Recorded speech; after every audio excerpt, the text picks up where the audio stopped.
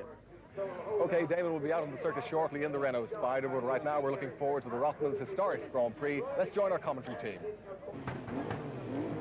We're turning back the pages in the chapter of time here at Phoenix Park for an absolutely glorious, nostalgic look at Grand Prix racing of yesteryear. And believe it or not, this is just the warm-up lap of the Rothmans Historic Grand Prix.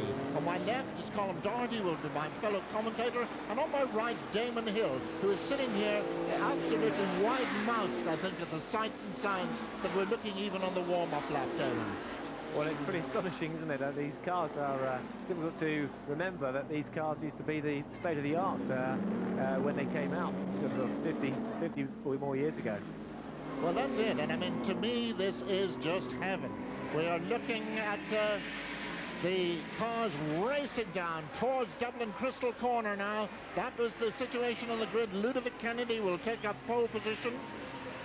Yeah, that's Ludovic Lindsay in the glorious Maserati 250F. We had a fantastic race here yesterday, Plum, and the Maseratis very much the stars of the show here. It's really a glorious sight. The Historic Grand Prix Car Association have brought a grid of 26 cars over here, and quite honestly, this is probably the most valuable grid of cars that has ever been seen in Phoenix Park. And you're looking at the two Maserati 250Fs. Those really are one of the most beautiful motor cars ever built. The glorious red of Italy, and those were the days when, of course, Italian design and Italian motor racing was absolutely top of the list. And they're trying to fight back very hard at the moment, as you very well know, Damon. The Ferrari is still having its troubles, and even out on the grass verge as they battle as they come up now towards Lynx Corner. And this is serious motor racing, Damon. Well, they seem to be going for it. I wouldn't believe. I mean, they're racing very valuable racing cars here. I'm quite surprised to see them putting it all over the dirt and sliding it the way they are. Yeah, absolutely right. We're actually watching here a £1.5 million dice for the lead. These Maserati 250Fs now changing hands for almost £750,000. And there we have in the lead, just as we had yesterday for a moment in time, the German driver in car number 26. No, sorry, it's Lindsay. Yeah, it's Burkhard von Schenk from Germany leading this race now in his Maserati from Ludovic Lindsay in a similar car. And the piling through Dublin Corner, you really get different groups and different eras, so we'll try and catch up with that. But looking at the battle up front, the two 250F Maseratis really battling it out and holding on in there, the ERA, and that's quite amazing because it comes from a period way before the Maserati. Yeah, that's a remarkable performance there. The third place man, David Morris, in the ERA. It's a car from 1936, so it's more than 20 years older than the Maseratis, and certainly not in the same level of technology as the Maseratis. They're the Cooper Bristols. They're having their own little private battle going around the Magnum Ferry Glen corner, and you can see that it is a motor racing of a very different era, Damon. You really could see the driver battling away all arms and elbows, whereas you're pretty well tucked away in your survival capsule these days. Yeah, we're much more protected within the cockpit these days, but mostly that's because of aerodynamic reasons. The cockpit area is a big loss in performance, so they try to make the cockpit opening as small as possible on our Formula One cars, but in those days they weren't quite as sophisticated with their aerodynamics.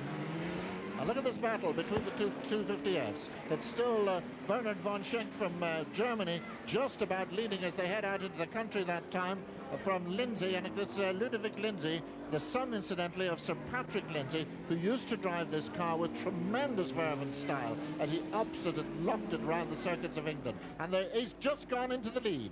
Yeah, an incredible dice here. These guys are not hanging around here. The only cars quicker this weekend at Phoenix Park are the Formula Opel and the Formula Ford. So look at that drifting, beautiful four-wheel drift through Furry Glen. What spectacular stuff. And he's been left a little bit now, the German driver, as Ludovic seems to get that little bit of advantage as he comes up the Lynx corner. But really the ERA, this is tremendous stuff indeed. Trying to hold on, and aerodynamics, I mean, you can just see the frontal area of that ERA. It seems to tower above the other two cars. Well, I've actually driven an ERA myself, and I thought I was driving a 100-mile-an-hour tractor. It's the engineering on it is pretty crude by modern standards, and you can see the wheels when he brakes. You can see the front wheels pattering about the place. The damping's not very good. You can see the left front wheel is jumping up and down like crazy. But in those days, they only had friction damping and not hydraulic damping, and so the ride is very uncomfortable. Yeah. Tremendously physical cars to drive. You see that the drivers have very, very upright seating position. They're sitting on top of an enormous transmission tunnel. And the extraordinary thing is, in the Maseratis, that the pedals are divided. You have the clutch pedal on the one side of the transmission tunnel and the brake and the accelerator on the other. So I think left foot braking will be absolutely out of the question. And we're talking about 1936 for the ERA compared to 1953 for the Maseratis. So it really doesn't add up too well. No, it's an extraordinary performance now from Dave Morrison, the little ERA. He's beginning to lose touch a little bit now with the Maseratis, but I mean, a fantastic drive. The car is dancing all over the place, and really, at times, I have to say, he looks like he's on the verge of absolute disaster, Plum. Yes, his name, of course, is David Morrissey. His father used to race this car also. Now we're dropping back into the faster of the Cooper Bristols there. It's car number 17 just coming into sight. Alan Miles from Dorset. It's a Mark II Cooper Bristol from 1953. And these were really the cars that were used by the privateers in Grand Prix racing. And of course, Damon, that day has long gone. Well, yes, I mean, you'd have to be a pretty wealthy privateer to enter Grand Prix racing these days, and I think anyone that wealthy would be pretty averse to spending even that amount of money. We're looking at, and to drive or run a team nowadays, you're looking at the minimum of $20 million to run a Formula One car. And we're looking at Gregor Fiskin in the 1953 Cooper Bristol, and of course, the Cooper Bristol, probably the most famous man to drive these cars was Mike Hawthorne. And the great Mike Hawthorne, of course, the man who came to this very circuit and indeed gave his name to a version of this circuit here in Phoenix Park. So. And look at this. This is real variety. The faster men now threading their way through the tail markers. See the ERA in third place, just going past the Alfa Romeo. And here they come thundering around the big Lagonda, and we have our German friend back in the lead. That he must have got mixed up in the back markers, so it's a problem that stood with us in motor racing for many years. Well, it'd be interesting to see how this German copes with traffic. Yes, the other one does quite well. Yes, well, the leaders now lapping the back markers there, the Alfa Romeos from the 1930s, as Plum was saying. And the extraordinary thing is that one of those Alfa Romeos actually has a tow hitch on the back of it. Terry Cohn uses the Alfa to tow his caravan to race meetings. And Lindsay's gone back into the lead again as they go down into Dublin Crystal Corner, and they're really putting on a tremendous fight. They've got a clear track ahead of them now. The race has been shortened a little bit as we're running out of time here a bit at Phoenix Park, but I think there was an overtaking manoeuvre again as we go down into Ferry Glen.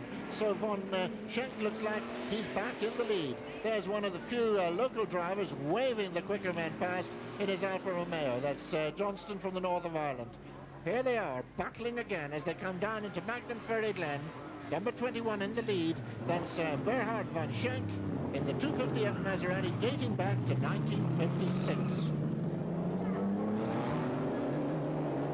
Because one of the things that they can do, these cars on the old cars, is they can get close to each other in a corner because they don't actually generate a lot of their grip from aerodynamic downforce. In fact, they don't get any from aerodynamic downforce. It's all mechanical, so they're able to get very close to each other, which makes the racing very exciting. Ludovic Lindsay looking very threatening there in second place. But Damon, do you think when you watch this, I mean, it's hugely entertaining, make great noises, they're fighting with the cars, we can see the drivers in them and say overtaking is quite possible. Do you think we've gone backwards in some respects in Grand Prix racing? Well, the guy in the number 26 car is certainly not going backwards. He's now taking the lead again. But you know what I mean, in entertainment stakes, sometimes the problem with the modern Grand Prix car is, as you say, you can't overtake. It's more difficult, yes, I must admit, and I think it'd be interesting if we could generate racing whereby cars can get close to each other again in corners. Well, certainly the Maserati 250Fs are dominating this Rothmans Historic Grand Prix today, and what an amazing sight. I mean, Ludovic Lindsay now leading Burkhard von Schenk, but these guys are dicing wheel to wheel, and this is very, very serious stuff. And when I see 250F Maseratis, it really, and look at that for opposite lock, absolutely, as I say in this part of the world, full of the rack. Well, it's nice to see. The real joy of watching these cars is watching them slide around, and we don't see that much in modern Grand Prix racing. The tyres they have on here are just treaded, pretty hard old things. They're treaded tyres and can take a bit of abuse. And this is far from over, because Von Schenk is really putting on quite a battle as they come up the main straight now.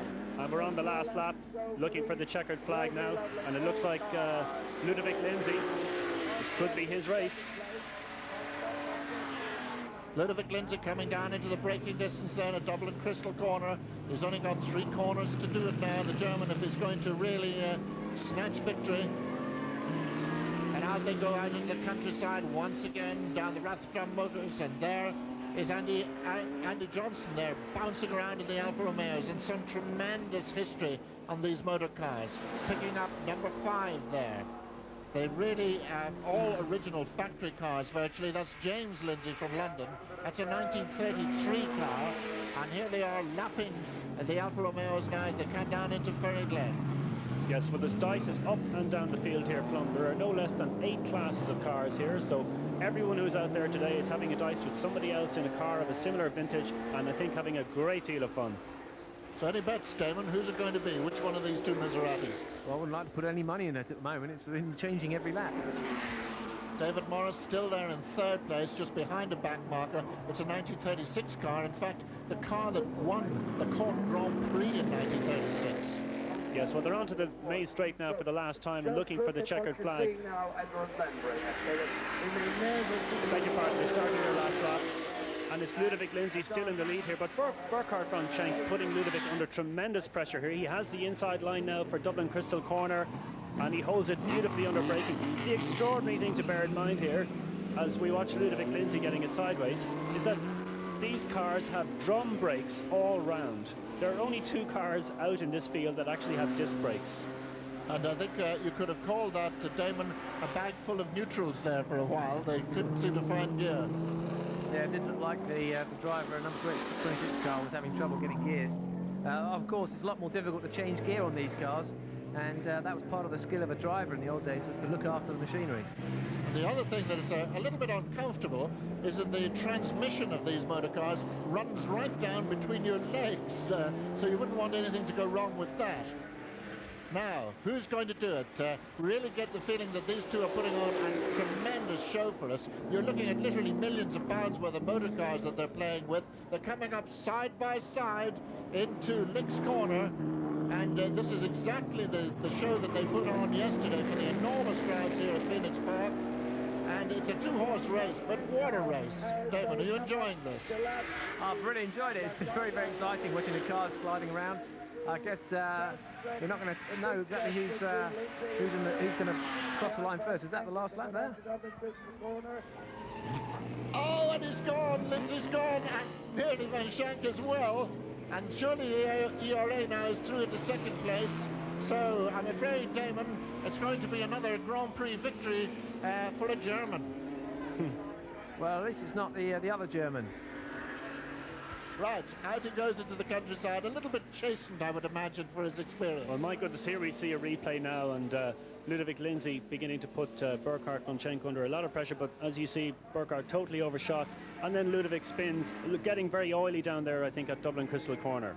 And an enormous, great block of flats of a Laconda went through him around the outside there. It was lucky he didn't make contact with that. So here comes the likely winner, all on his own now. We can't even see the ERA in the background. So Burkhard, who was runner-up yesterday, looks like he's going to win the Rothmans Historic Grand Prix here today at Phoenix Park as it comes down to the right-hander that takes him onto the main straight again. And he's still fighting away a little bit more gently, a bit of a slide as he comes out into the main straight. Any desire to drive one of these machines, Damon? Well, they look beautiful, don't they? I must say, they do look uncomfortable. They bounce around a lot. They used to wear kidney belts, you know, all the time, because otherwise their kidneys would start bleeding. Well, maybe this is not over yet, because we're looking to see just how far back Lindsay is. He's bound to be probably the fastest man on the circuit, and once again he's spun it at Dublin Corner. So Lindsay's really dropped out of it now, and I'm afraid that's it for his race.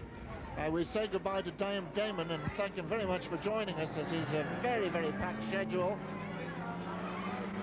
And meanwhile, the winner is treading his way up through Moorbach Barkers. Well, what a wonderful moment now for Burkhard von Schenk. He's travelled all the way from Germany. This is his first time to see this track in Phoenix Park. It's a really awesome track, and of course, in many ways, a track that's well suited to these type of cars. But what a fantastic performance. He's lapping some of the back markers now. Look at that, a wheel on the grass in a £750 million car. He's not afraid of this machine.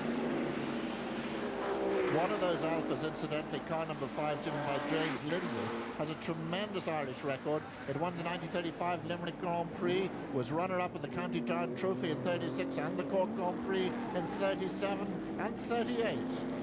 Well, Ludovic Lindsay all crossed up there riding onto the main straight, and but it looks like Burkhard von Schenk takes the very first Rothmans Historic Grand Prix.